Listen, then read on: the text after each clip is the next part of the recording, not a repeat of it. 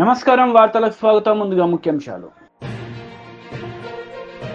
BJP రాష్ట్ర అధ్యక్షుడు Kishan Reddy press meet, పలు అంశాలపై వివరణ. YCP leader Sajjala Ramakrishna Reddy press meet, పలు అంశాలపై వివరణ. బీజేపీ రాష్ట్ర అధ్యక్షుడు కిషన్ రెడ్డి మీడియా సమావేశం నిర్వహించారు. ఈ సందర్భంగా పలు అంశాలపై ఆయన మాట్లాడారు. ఎన్నడూ లేని విధంగా ఎన్నికలకు ముందు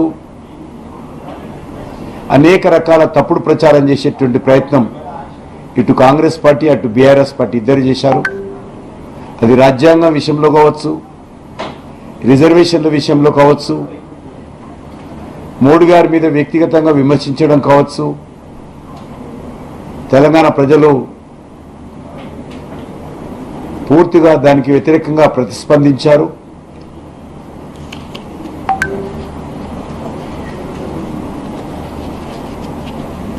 తెలంగాణలో ఎవరు గెలిచినా మా మద్దతుతోటే గెలుస్తారు, మేమే కీలకం అనే విధంగా మజ్లిస్ పార్టీ వ్యవహారం కూడా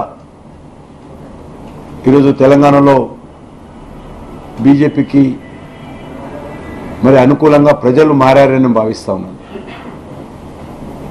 మేము బీఆర్ఎస్ అంటే బీఆర్ఎస్, మేము కాంగ్రెస్ అంటే కాంగ్రెస్, మేమే తెలంగాణలో డిసైడింగ్ ఫ్యాక్టర్ అనేటువంటి అహంకారంతో ఎంఐఎం పార్టీ ఒక్కొక్క సీటు మీద ఎవరు గెలవాలి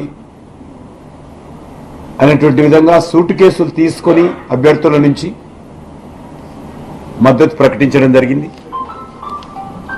దాని కారణంగా కూడా ప్రజల్లో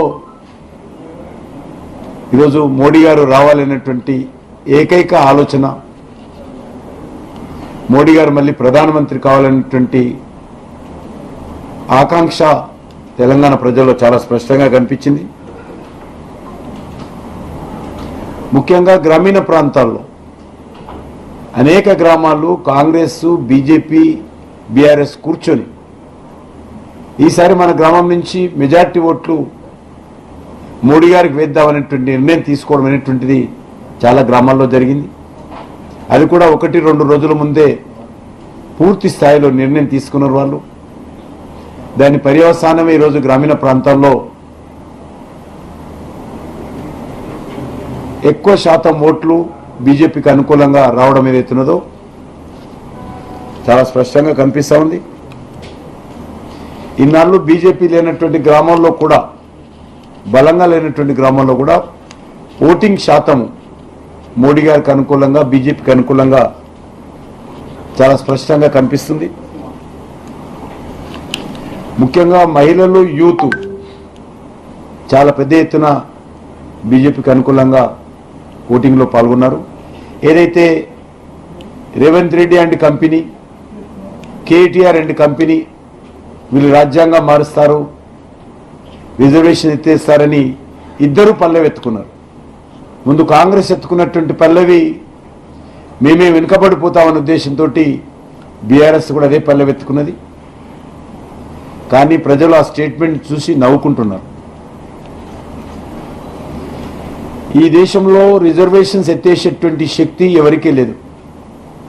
ప్రధానమంత్రి గారు ఒక మాట ముందుకెళ్ళన్నారు, డాక్టర్ బాబాసాహెబ్ అంబేద్కర్ గారు అనుకున్నా కూడా రిజర్వేషన్ ఎత్తేయలేరు.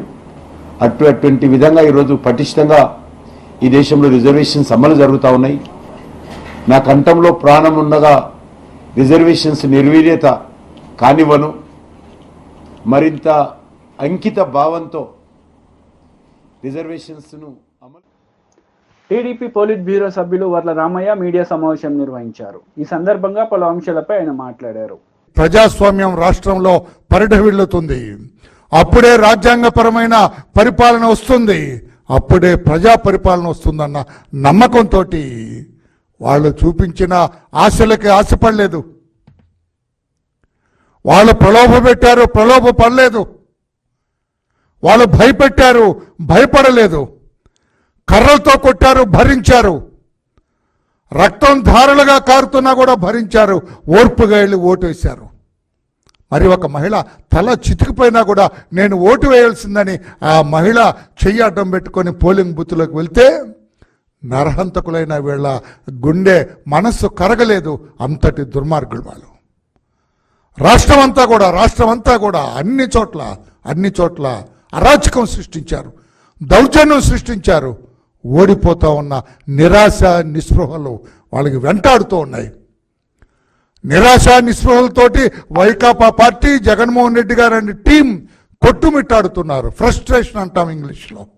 ఫ్రస్ట్రేషన్తో కొట్టుమిట్టాడుతూ ఇష్టం వచ్చినట్లుగా అలజలు సృష్టించి కనిపించిన తెలుగుదేశం పార్టీ కార్యకర్తలందరూ కూడా కొట్టాలని భ్రమించారు. లేదా మాచర్లలో ఏంటండి అరాచకం ఏంటండి? అలా పోలీసు వ్యవస్థ అసలు ఉన్నదా? పోలీసు వ్యవస్థ వెంటనే ఆ పిన్నెల్లి బ్రదర్స్ ఇద్దరిని కాళ్ళు కొట్టి లోపల పడేద్దండి, మెడబెట్టి గంటి లాకప్లో తాళం వేసేద్దు. లాకప్కి వాళ్ళిద్దరిని ఎట్లా అలౌ చేస్తారండి? ఆ వీడియో మావాడు కారులో వెళ్తూ వీడియో తీశాడు. అక్కడ ఏదో యుద్ధానికి వెళ్తున్నట్టుగా రాడ్లు పట్టుకొని, కర్రలు పట్టుకొని, కత్తులు పట్టుకొని వాళ్ళు వెళ్తూ ఉంటే చూచం చూస్తారా పోలీసులు? తమాషా చూస్తారా పోలీసులు? మీరేమో సినిమా పోలీసా? మీరేమన్నా నిజమైన పోలీసా? చట్టాన్ని కాపాడవలసిన మీరు, ధర్మాన్ని కాపాడవలసిన మీరు, చట్టబద్ధంగా వ్యవహరించవలసిన మీరు కర్రలు కత్తులతోటి వాళ్ళు వెళ్తుంటే చోద్యం చూస్తారా? వాళ్ళ కార్డౌన్ చేయొద్దు, వాళ్ళని పికప్ చేయొద్దు, ప్రివెంట్ వర్క్ చేయొద్దు, ఏం చేయకుండా చోద్యం చూస్తున్న ఈ పోలీసు వ్యవస్థని ఏమన్నా మాకు అర్థం కలదు. ఎలాగా వాళ్ళు బయట తిరిగి అర్హత ఏముంది? పిన్నెల్లి బ్రదర్స్కి కాళ్ళెర కొట్టి లోపల పడేయాల్సింది పోయి ఎలా చేస్తారా? అక్కడ చంద్రగిరిలో ఆ నాని అతను చాలా డొసైల్ మ్యాన్, చాలా మెతక మనిషి, మంచివాడు అతని ఇష్టం ఆయన చంపాలని ప్రయత్నం చేశారు. That was a clear case of attempt to kill him. అతను చంపడానికి ప్లాన్ చేశారు. ఎందుకంటే ఆ చెవిరెడ్డి ఫ్యామిలీ, చెవిరెడ్డి తండ్రి కొడుకు ఓడిపోతున్నారు. అక్కడ వాళ్ళకి స్పష్టంగా తెలుసు తాము ఓడిపోతున్నామని. అందుకే మా నాయకుడు నానిని లేపేద్దామని ప్లాన్ చేశారు. పోలీసులు చోద్యం. ఎన్డీఏ కూటమి నేతలు మీడియా సమావేశం నిర్వహించారు. ఈ సందర్భంగా పలు అంశాలపై వాళ్ళు వివరణ ఇచ్చారు. 3 గంటలు 5 గంటలు కూడా నిలబడి ఓటింగ్ వేసిన పరిస్థితి. ఇంత ఉత్తేజంగా నిన్న కొన్ని చోట్ల గొడవలు సృష్టించినా కానీ కావాలని 4-5 ఆ టైంలో ఓటింగ్ పెరిగిపోతుంది, పర్సంటేజ్ పెరిగిపోతుంది, ఎక్కడో ఇదైపోతామని చెప్పి వాళ్ళు విచక్షణ కోల్పోయి ప్రవర్తించినా కానీ ఓట్లు మీరంతా కూడా నిలబడి ఓటు వేసినందుకు ఒక మంచి వైపు, ధర్మాన్ని వైపు మీరు చేయటం నిజంగా చాలా సంతోషం అనిపించింది. అందుకే ప్రత్యేకంగా మీకు ధన్యవాదాలు చెప్తా ఉన్నాం. అలాగే మా పార్టీ తరఫున కార్యకర్తలు, నాయకులు, అలాగే తెలుగుదేశం పార్టీ తరఫున కార్యకర్తలు, నాయకులు, అలాగే బీజేపీ తరఫున కార్యకర్తలు, నాయకులు కూడా అసలు ఉమ్మడిగా ఎక్కడా కూడా ఎటువంటి ఇది లేకుండా కలిసిమెలిసి రాష్ట్రంలో ఒక మంచి వైపు ప్రయాణించాలని చెప్పి మా నాయకులు, కార్యకర్తలంతా కూడా నిలబడినందుకు వారికి కూడా ఈ సభాముఖంగా వారికి కూడా ప్రత్యేక ధన్యవాదాలు తెలుపుతున్నాం. Thank you. బీజేపీ నుంచి పెద్దలు, సీనియర్ నాయకులు శ్రీ దినకర్ గారు 25కి 25 పార్లమెంటు స్థానాలు సాధించేటటువంటి దిశగా ఒక తీర్పుని ఇవ్వబోతున్నారా అనేటటువంటి విధంగా ఏదైతే ఓటర్లు వారి యొక్క కర్తవ్యాన్ని నిర్వర్తించారో దానికి కృతజ్ఞతలు తెలపాలి అనేటటువంటి ఉద్దేశంతో ఈ యొక్క విలేకరుల సమావేశాన్ని ఏర్పాటు చేయడం జరిగింది. ముఖ్యంగా తెలుగుదేశం పార్టీ, జనసేన పార్టీ మిత్రపక్షాలతో కలిసి భారతీయ జనతా పార్టీ కార్యకర్తలు, నాయకులు ఈ గడిచిన 45 రోజులు 50 రోజులుగా ఎంతో సమన్వయంతో ప్రజల దగ్గరికి వెళ్ళటం, ప్రజలు ఆశీర్వదించిన తీరు, వికసిత భారత్, వికసిత ఆంధ్రప్రదేశ్ కావాలంటే డబుల్ ఇంజిన్ సర్కార్ కావాలి అని మోడీ గారు చాటినటువంటి స్ఫూర్తిని తూచా తప్పకుండా ఇవాళ ఓటరు ఆంధ్రప్రదేశ్లో పాటించారు. ఎందుకంటే గడిచిన 5 సంవత్సరాలుగా జరిగినటువంటి విధ్వంసకరమైనటువంటి వైసీపీ లీడర్ అంబటి రాంబాబు మీడియా సమావేశం నిర్వహించారు. ఈ సందర్భంగా పలు అంశాలపై ఆయన మాట్లాడారు. కంప్లీట్గా ఫెయిల్ అయ్యారు. లా అండ్ ఆర్డర్ కంప్లీట్గా పోయింది. ఇష్టానుసారంగా బూతుల దగ్గర వ్యవహరించే పరిస్థితి వచ్చింది. ప్రజాస్వామ్యంలో ఇలాంటి దుస్థితి రావడం అనేది చాలా అరుదైనటువంటి సంఘటనలుగా నేను భావిస్తున్నాం మేమందరం కూడా. అదే విషయాన్ని ఆయనకి చెప్పడం జరిగింది. ఇక్కడ ఇంకొకటి వ్యాలిడ్ పాయింట్ ఏంటంటే, పోలీసు ఫెయిల్యూర్ అయ్యిందా లేక పోలీస్ వ్యవస్థలో కొంతమంది తెలుగుదేశంతో కొల్లుడయ్యారా అనేది మాకు అర్థం కానటువంటి అంశం. దాని మీద విచారణ జరపవలసిందిగా కూడా కోరాం. ఎక్కడైతే మాకు బాగా బలంగా ఓట్లు పడతాయి అనుకుంటారో అక్కడ పోలీస్ బందోబస్తు ఎక్కువ పెట్టారు. ఎక్కడైతే మాకు బలంగా ఓట్లు పడవు, తెలుగుదేశానికి అనుకూలంగా ఉంటాయి అనుకున్న చోట పోలీసులు పెట్టలేదు. అందువలన మా దగ్గరేమో వారు రౌడీజం చేయడానికి వీలు లేకోకుండా పోలీసులు పెట్టారు, సంతోషమే. కానీ ఆ బూతుల్లో రౌడీజం జరుగుతూ ఉంటే పోలీసులు మాత్రం ఒకళ్ళో ఇద్దరో ఉండి చూస్తూ ఊరుకున్నటువంటి సంఘటనలు మనం చూసాం, మేము ప్రత్యక్షంగా చూసాం. ముఖ్యంగా పల్నాడు జిల్లాలో కానీ మరొక జిల్లాలో కానీ ఎక్కడైనా సరే ఏదైనా ఒక హింస జరుగుతూ ఉంది, ఒక బూత్ను క్యాప్చర్ చేశారు, పోలీసు వారు వెళ్ళాలి అని మేము అనేక సార్లు ఫోన్ చేస్తే ఇదిగో వెళ్తున్నారు అదిగో వెళ్తున్నారని సినిమాలో లాగా అంతా అయిపోయిన తర్వాత, కొట్టుకున్న తర్వాత, ఈవీఎంలు పగిలిపోయిన తర్వాత అప్పుడు వెళ్ళినటువంటి సంఘటనలు కోకొల్లలుగా కనిపిస్తూ ఉన్నాయి. చిత్రం ఏంటంటే మొన్న సడన్గా నేను ఎన్నికల రోజు నాకు ఫోన్ చేసి మిమ్మల్ని అరెస్ట్ చేయమన్నారండి, హౌస్ అరెస్టు, తిరగడానికి వీలు లేదు అన్నారు. నేను ఇంటికి వచ్చి కూర్చున్నా, నా ప్రత్యర్థి మాత్రం తిరుగుతూనే ఉన్నాడు. What is this? దీన్ని కూడా సమాధానం చెప్పాల్సినటువంటి బాధ్యత పోలీస్ వ్యవస్థ మీద ఉంది. అనేక హింసాత్మకమైన సంఘటనలు జరిగాయి, ఆ రోజున జరిగాయి, నిన్న జరిగాయి. మా పల్నాడులో ఫైర్ ఓపెన్ చేశారు నిన్న, పోలింగ్ అయిపోయిన తర్వాత జరిగినటువంటి రోజున. మళ్ళీ ఇవాళ అరెస్టులు చేస్తున్నారు. చాలా చిత్రంగా అనిపించింది నాకు. ఇవాళ కొంతమంది నాయకుల్ని అరెస్ట్ చేస్తున్నారు. ఎందుకంటే ప్రివెన్షన్ అంట, అంటే నేరాలు జరగకోకుండా ఆపటం కోసం. ఏదో పెళ్ళంతా అయిపోయిన తర్వాత బాధ్యాలు మోయించినట్టుగా ఎన్నికల సమయం అయిపోయింది, వైలెన్స్ తగ్గాలనేటువంటి ప్రయత్నంలో ఉంది వాతావరణం. ఇవాళ అరెస్టులు చేసేటటువంటి ప్రయత్నం చేస్తున్నారు, ఇవాళ యాక్షన్ చేస్తున్నారు. మొన్నటిదాకానేమో కల్యూజన్, ఇవాళ యాక్షన్. ఈ విధంగా చేస్తున్నారు. చాలా దురదృష్టకరమైనటువంటి పరిణామాలు ఇవాళ ఆంధ్ర రాష్ట్రంలో చోటు చేసుకోవడం చాలా బాధ కలిగించింది. అదే డీజీపీ గారికి కూడా చెప్పడం జరిగింది. మాకున్నటువంటి అవగాహన మేరకు ఎలక్షన్ కమిషన్ చాలామంది అధికారులు మార్చారు. ఐపీఎస్ అధికారులు మార్చారు, ఐఏఎస్ అధికారులు మార్చారు, కలెక్టర్లు మార్చారు, ఎస్పీని మార్చారు, డీజీపీని మార్చారు, ఇంకా పోలీస్ అధికారులను చాలా మార్చారు. They have they right. ప్రజాస్వామ్యంలో ఎన్నికలు సక్రమంగా జరగడం కోసం ఏదో వైఎస్ఆర్ కాంగ్రెస్ పార్టీ అధికారంలో ఉంది కాబట్టి ఆ అధికారులు ఉన్న అధికారులు మాకేదో సహాయం చేస్తారనేటువంటి అనుమానంతో తెలుగుదేశం పార్టీ వారు, బీజేపీ వారు లేదా జనసేన వారు ఇచ్చినటువంటి కంప్లైంట్స్ మీద మార్చారు. మారిస్తే ఏం జరగాలి? మెరుగైనటువంటి పద్ధతుల్లో ఎన్నికలు జరగాలి, అంతకన్నా ప్రశాంతంగా ఎన్నికలు జరగాలి. మా ప్రభుత్వంలో ఉన్నప్పుడు అధికారులు ఉంటే మాకు అనుకూలంగా ఉంటారనేటువంటి ఉద్దేశంతో మీరు మార్చారు. శభాష్. ప్రజాస్వామ్యంలో ఎలక్షన్ అథారిటీకి ఎన్నికల నోటిఫికేషన్ వచ్చిన తర్వాత వాళ్ళు మార్చొచ్చు, మార్చినటువంటి సంఘటనలు కూడా చాలా ఉన్నాయి, మాకే విధమైన అభ్యంతరం కూడా లేదు. కానీ మార్చిన తర్వాత ఎక్కువ జరిగాయే, ఎప్పుడు లేని విధంగా. గత ఎన్నికల్లో లేదు, అంతకుముందు 14 ఎన్నికల్లో లేదు ఇంత హింస. ఇవాళ అధికారులు మార్చిన తర్వాత హింస ఎందుకు జరుగుతూ ఉంది? కారణం ఏంటి? మాజీ మంత్రి కేటీఆర్ మీడియా సమావేశం నిర్వహించారు. ఈ సందర్భంగా పలు అంశాలపై ఆయన మాట్లాడారు. పరీక్షలు పెడతామని చెప్పి మాట ఇచ్చిన వాళ్ళు ఇవాళ 400 రూపాయల ఫీజుని 5 రెట్లు పెంచి 2000 రూపాయలు చేసిన ప్రభుత్వం కాంగ్రెస్ ప్రభుత్వం. దయచేసి ఈ నియోజకవర్గంలోని విద్యావంతులైన మిత్రులందరికీ నేను ఒకటే విజ్ఞప్తి చేస్తా ఉన్నా. మా పార్టీ తరఫున గత 4 పర్యాయాలు మీరు మాకు అవకాశం ఇచ్చారు. మా అభ్యర్థులు, మా గెలిచిన శాసన మండలి సభ్యులు మీ తరఫున శాసన మండలిలో ప్రభుత్వాన్ని ప్రశ్నించారు. ప్రభుత్వం నుంచి మీకు రావాల్సిన మరి ఉద్యోగాలు కానీ, ప్రభుత్వం నుంచి మీకు రావాల్సిన వసతులు కానీ, వాటి విషయంలో చాలా నిబద్ధతతో పనిచేసింది బీఆర్ఎస్ పార్టీ ఎమ్మెల్సీలు. ఈసారి కూడా మీరు ఆలోచించవలసింది, దయచేసి విజ్ఞప్తి చేసేది మీకు, ఈ ప్రభుత్వం మీరు ఎట్లా మిమ్మల్ని వంచిందో కాంగ్రెస్ ప్రభుత్వం మీ కళ్ళ ముందే ఉంది. 5 నెలల్లో కళ్ళబొల్లి కబుర్లు చెప్పి ఎన్ని రకాల మోసం చేసిందో మీ కళ్ళ ముందే ఉంది. అదేవిధంగా 9.5 ఏళ్ల కేసీఆర్ గారి ప్రభుత్వంలో ఏ రకంగా విద్యావ్యాప్తికి, ఏ రకంగా మౌలిక వసతుల కల్పనకు కేసీఆర్ గారి ప్రభుత్వం పనిచేసిందో కూడా మీ కళ్ళ ముందే ఉంది. ఈ 3 జిల్లాల్లో, ఉదాహరణకి నల్గొండ జిల్లాని తీసుకుంటే, నల్గొండ జిల్లాలో బీఆర్ఎస్ ప్రభుత్వం ఏర్పడక ముందు ఒక్క మెడికల్ కాలేజ్ కూడా లేదు. కానీ బీఆర్ఎస్ ప్రభుత్వం వచ్చిన తర్వాత కేసీఆర్ గారి నాయకత్వంలో 3 మెడికల్ కాలేజీలు ఒక్క జిల్లాలోనే ఏర్పాటు చేసుకున్నాం. అదే మాదిరిగా కొత్త జిల్లాల ఏర్పాటు మాత్రమే కాకుండా ప్రతి జిల్లాలో విద్యా వ్యాప్తికి, విద్యావంతుల అభ్యున్నతికి చాలా చిత్తశుద్ధితో పనిచేసింది కేసీఆర్ ప్రభుత్వం. భారతదేశంలోనే అత్యధికంగా ఉద్యోగులకు, ఉపాధ్యాయులకు పే స్కేల్ ఇచ్చింది. 73% మరి ఆనాడు ఫిట్మెంట్ ఇచ్చింది బీఆర్ఎస్ ప్రభుత్వం.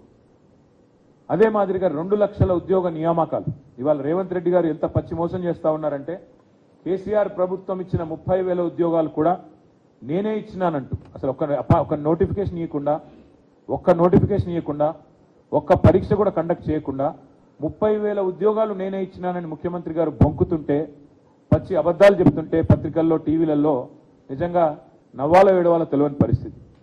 ఒక సంవత్సరంలో 2 లక్షల ఉద్యోగాలు ఇస్తామన్నారు రేవంత్ రెడ్డి గారు. సంవత్సరంలోనే గెలిచిన మొదటి సంవత్సరంలోనే 2 లక్షల ఉద్యోగ నియామకాలు పూర్తి చేస్తామని చెప్పి మాట ఇచ్చి గెలిచి వచ్చింది రేవంత్ రెడ్డి ప్రభుత్వం. అందుకే విద్యావంతులైన మీ అందరికీ నా విజ్ఞప్తి, ఈ ప్రభుత్వానికి ఇప్పటికే 5 నెలల కాల పరిమితి ముగిసింది. ఇంకా 6 నెలల్లో 2 లక్షల ఉద్యోగాలు భర్తీ చేయాలి. మరి 2 లక్షల ఉద్యోగాలు భర్తీ కావాలి అంటే ప్రశ్నించే గొంతు ఉండాలి, ప్రశ్నించే పార్టీ ఉండాలి, ప్రజలకు న్యాయం జరగాలి, విద్యావంతులకు న్యాయం జరగాలంటే ప్రశ్నించే రాకేష్ రెడ్డి లాంటి ఉత్సాహవంతుడైన యువకుడు శాసన మండలికి రావాలి. ఇవాళ కావాల్సింది అధికార స్వరాలు కాదు, కావాల్సింది ధిక్కార స్వరాలు, కావాల్సింది తప్పకుండా ప్రశ్నించే స్వరాలు, తప్పకుండా ప్రభుత్వాన్ని నిలదీసే స్వరాలు కావాలి. అందుకే శాసన మండలిలో ఒక యువకుడు, ఉత్సాహవంతుడు, డెఫినెట్గా మీ అందరికీ కూడా రేపటి రోజున మేలు చేయగలిగే విద్యావంతుల తరపున మరి ఒక బ్లాక్ మెయిలర్ని ఎన్నుకుంటే రేపటి రోజున జరిగేది ఏంటంటే మళ్ళీ ఆయన ఎప్పటికప్పుడు పార్టీలు మార్చడమే కాకుండా ఎప్పటికప్పుడు మీడియాను అడ్డం పెట్టుకుని బ్లాక్మెయిల్ చేసే ఒక వ్యక్తి అవతల వైపు కాంగ్రెస్ పార్టీ నుంచి పోటీ చేస్తూ ఉన్నాడు. ఆయన ఎప్పుడు ఏ పార్టీలో ఉంటాడో తెలియదు, ఎప్పుడు ఎవరిని నిందిస్తాడో తెలియదు. అట్లాంటి వ్యక్తులకు కనుక అవకాశం ఇస్తే, గతంలో మనం నల్లగొండలో నయీంని చూసినాం, మళ్ళీ అట్లాంటి వాడిని ఇంకోని తయారు చేసినట్టు అవుతుంది. ఇట్లాంటి వ్యక్తులకు కనుక అవకాశం చట్టసభల్లో ఇస్తే దయచేసి. అందుకే ఏపీ ప్రభుత్వ సలహాదారు సజ్జల రామకృష్ణారెడ్డి మీడియా సమావేశం నిర్వహించారు. ఈ సందర్భంగా ఆయన మాట్లాడారు. పెట్టుకుని కూటమి విన్నప్పటి దగ్గర నుంచి మీరు గమనిస్తే ఓ ప్యాటర్న్, పూర్తిగా అధికారం అంతా వయా ఎన్నికల కమిషన్ తెలుగుదేశం పార్టీ దాంట్లోకి పోయిందా అని అనిపించే రకంగా వరుసగా జరుగుతూ వచ్చాయి. వరుసగా జరుగుతూ వచ్చిన సంఘటనలు ఏవైనా ఉన్నా అవి అగ్రెసివ్ పోస్చర్, అంటే యాజ్ ఇఫ్ అధికారం అనేదే నడుస్తోంది అక్కడ నుంచి. ఎన్నికల కమిషన్ అధికార దాంట్లో జోక్యం చేసుకోకూడదు, దాంట్లో దుర్వినియోగం అవుతుంటే కట్టడి చేయాలి. తప్పనిసరి అయినప్పుడు సరైన ఎంక్వైరీ చేసి పూర్తిగా ఆధారాలు ఉంటేనే యాక్షన్ తీసుకోవాలి. ఎక్కడన్నా ఒక్క ఇన్సిడెంట్లో మీకు అలాంటిది కనిపించిందా? ఎంత హడావుడిగా, అందులోనూ విచిత్రంగా భారతీయ జనతా పార్టీ అధ్యక్షురాలు చంద్రబాబు నాయుడు గారి వదిన పురంధేశ్వరి, బహుశా అది కూడా చరిత్రలో వరదు అనుకుంటా, అప్పుడే పాయింట్అవుట్ చేశాం. ఫలానా అధికారి మాకు వద్దు, ఆయన ఉంటే మాకు ఇబ్బంది అనగలడం సహజంగా అపోజిషన్లో ఉండేవాళ్ళు పెట్టుకోవచ్చు, వాళ్ళకి హక్కు ఉంటుంది. ప్లస్ వాళ్ళ భయాందోళన వాళ్ళకు ఉండొచ్చు, ఎన్నికల కమిషన్ దాన్ని అడ్రస్ చేయాలి. కానీ ఫలానా వాళ్ళను తీసేయండి అనడంతో పాటు ఫలానా వాళ్ళని వేస్తే బాగుంటుందని కూడా రికమెండ్ చేయడం బహుశా దేశ చరిత్రలో ఫస్ట్ టైం అనుకుంటా. అది కూడా ఈసీకి దృష్టికి తీసుకెళ్లాం, పెద్ద దాన్ని ఎవరు పట్టించుకున్నట్లేవు. సాక్షాత్తు సెంట్రల్లో అధికారంలో ఉన్న పార్టీ, కూటమి భాగస్వామిగా ఉన్న పార్టీ స్టేట్ అధ్యక్షురాలు, పైగా తెలుగుదేశం పార్టీ ఇక్కడ ప్రధాన భాగస్వామి తెలుగుదేశం పార్టీ అధ్యక్షుడు వదిన ఆమె. అక్కడే సగం ఎక్కడికి పోతుంది ఏదని డౌట్ వచ్చింది అందరికీ. ఆ తర్వాత మీరు గమనిస్తే బదిలీలు, ట్రాన్స్ఫర్లకు ఎక్కడన్నా రేషనల్ కానీ టీడీపీ వాళ్ళు కంప్లైంట్ ఇవ్వడం, ఈ పక్క నుంచి ట్రాన్స్ఫర్ చేసేయడం. 29 మంది అధికారులు, కీ అఫీషియల్స్, ఎన్నికల నిర్వహించాల్సిన దాంట్లో అత్యంత ఇంపార్టెంట్ దీంట్లో ఉన్న 29 మంది అధికారులను ట్రాన్స్ఫర్ చేస్తే అందులో 25 మంది పోలీస్ అధికారులే ఉన్నారు. ఏవైతే అక్కడ ఉన్న ఆ ప్రాంతం మీద అవగాహన గ్రూపులు కానీ లేదా సమస్యాత్మక జిల్లాల్లో ఉన్న అధికారులు ఉండడం ఎంత అవసరమో అక్కడే కరెక్ట్ ట్రాన్స్ఫర్లు ఎఫెక్ట్ చేశారు. పోనీ చేసేటప్పటికి వాళ్ళ మీద విత్ ప్రూఫ్ ఏదన్నా కంప్లైంట్లు ఉన్నాయో లేదు, జస్ట్ టీడీపీ వరుసగా 2-3 కంప్లైంట్లు పడేస్తుంది, వాళ్ళని ట్రాన్స్ఫర్ చేశారు. ఆఖరుకు నంద్యాల ఎస్పీ నాకు రేపు పోలింగ్ అనగా అప్పుడేదో యాక్షన్ తీసుకోకపోతే వాళ్ళే మళ్ళీ ఎవరు అన్నట్టున్నారు. అప్పుడు అతన్ని అక్కడి నుంచి తప్పించాలంటే పోలింగ్ ప్రాసెస్ మొదలైనాక దాని ఇంపాక్ట్ పడుతుందని అంటే దానికి ఆయనకు ఛార్జ్ మేమో ఏదో ఇచ్చి నడుపుతున్నట్టున్నారు. హెరాస్మెంట్ అనేది బహుశా గవర్నమెంట్ డైరెక్ట్ కంట్రోల్ ఉన్న గవర్నమెంట్ కూడా చేయనంతగా, ముఖ్యంగా పోలీస్ అబ్జర్వర్ ఎవరో వచ్చిన వ్యక్తి, ఎవరైతే ఈరోజు మా వాళ్ళు కూడా రిప్రజెంటేషన్లో పెట్టారు, ఒక రిటైర్డ్ ఐపీఎస్ అధికారి విష్ణువర్ధన్ రావు ఎవరో టీడీపీ స్టాంచ్ సపోర్టరు, ప్లస్ ఆ సామాజిక వర్గానికి చెందిన వ్యక్తి, ప్లస్ దానికంటే ముఖ్యంగా సుజనా చౌదరికి సంబంధించిన గ్రూప్ వాటిలో కూడా భాగస్వామ్యం ఉండేవాడు, ఆయన కింద పనిచేసేవాడు.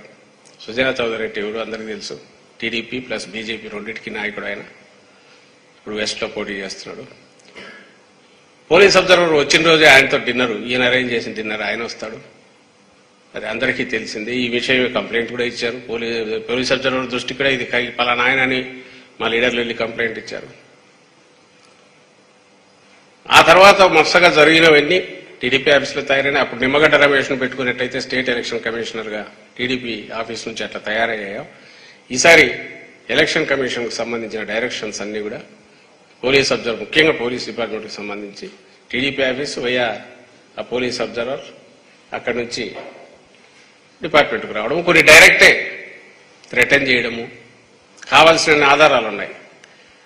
అయితే వీటి మీద మేము ఆ రోజే డిస్క్రీట్గా చెప్తూ వచ్చాం తప్ప, ఎందుకంటే ఎన్నికల commission is suppose to act impartially, plus దాని పర్పసే దానికోసం, ఎవరో ఒకరు అడ్వాంటేజ్ తీసుకోకుండా. ఇది ప్యాథటిక్ సిచ్యువేషన్ ఏంటంటే జనరల్గా రూలింగ్ పార్టీ అడ్వాంటేజ్ తీసుకుంటారు అనుకుంటారు. ఇక్కడ మా పరిస్థితి అపోజిషన్ అంటే ఇదిగా ఉంది. టీడీపీ చెప్పింది వేదంలాగా జరిగింది. మీరు ఏ ఇన్సిడెంట్ అన్నా చూడండి, ట్రాన్స్ఫర్ చేసిన అధికారుల్లో దాదాపు 50%, 60% దాకా ఎస్సీ, ఎస్టీ, మైనారిటీ వర్గాలకు చెందిన వాళ్ళే. ఇంకా రెడ్డి సామాజిక వర్గానికి వెళ్తే 90% పైన కంప్లీట్ అయిపోతారు. డీజీపీని వారం ముందు ట్రాన్స్ఫర్ చేస్తారు. అసలు కొత్త డీజీపీకి వచ్చే అవగాహన ఉంటుందా? జరుగుతుంది. ఇంటెలిజెన్స్ చీఫ్ అంతే. ఇంకా అందరినీ మార్చేస్తే వాట్ ఇస్ ద గ్యారంటీ? నువ్వు నిష్పాక్షికమైన తెస్తున్నావు, నిన్నెట్లా నమ్మాలి? నువ్వు ఎన్నికల కమిషన్ అనేది పర్టికులర్ అధికారి మీద కంప్లైంట్ వస్తే దాన్ని చెక్ చేసి ఆ ఆరోపణ నిజమా కాదా చూసి ఆ తర్వాత ఒక బ్యాలెన్స్డ్ డెసిషన్ తీసుకోవాలి. ఆ వెళ్ళిన వాళ్ళకి అవగాహన ఉందో లేదో చూసుకోవాలిగా. అసలు అది కూడా ఏం కనపడలా. దాని ప్రభావం వరుసగా ఇప్పుడు కనపడుతుంది. మీరు గమనిస్తే ఎక్కడైతే వీళ్ళు హఠాత్తుగా బదిలీలు చేశారో, ఆ బదిలీ చేసిన దగ్గరే సమస్యలు మొదలైనవి. బదిలీ చేసిన వాటి దగ్గరే అటాక్స్ జరుగుతున్నాయి. ఇప్పుడు పల్నాడు జిల్లా, తిరుపతి, అనంతపురం, ప్రకాశం, ఇక్కడ ఎక్కడైతే ఇవి అయినాయో, పల్నాడు జిల్లా ముఖ్యంగా, ఈరోజు అనంతపురం దగ్గర తాడిపత్రి. నిన్న ఆ వీడియో చూస్తే ఆశ్చర్యం వేస్తుంది. టీడీపీ నాయకుడు వాళ్ళ అక్కడ ఆ కాలేజీ గ్రౌండ్స్ లో టీడీపీ కార్యకర్తలంతా 100 మంది జత చేస్తుంటే ఓ 20 మంది పోలీసుల పక్కన స్పెక్టేటర్స్ లాగా చూస్తున్నారు. ఇక్కడ మా శాసనసభ్యుడు విప్పు మన పిన్నెల్లి రామకృష్ణారెడ్డి, ఆయన భార్య మీద అటాక్ జరిగింది, కొడుకుకు తీవ్రంగా కొట్టారు. చంద్రగిరి అభ్యర్థి మీద అటాక్ జరిగింది, కారు తగలబెట్టారు. తర్వాత జరిగిన దానికి సంబంధించి మరుసటి రోజు ఏదో ఇన్సిడెంట్ జరిగిందని. వార్తలు ముగించే ముందు ముఖ్యాంశాలు మరోసారి. బీజేపీ రాష్ట్ర అధ్యక్షుడు కిషన్ రెడ్డి ప్రెస్ మీట్, పలు అంశాలపై వివరణ. YCP leader Sajjala Ramakrishna Reddy press meet, పలు అంశాలపై వివరణ. ఈ వార్తలు ఇంతటితో సమాప్తం. తిరిగి ప్రసారమయ్యే వార్తల్లో మళ్ళీ కలుద్దాం. అంతవరకు సెలవు. నమస్తే.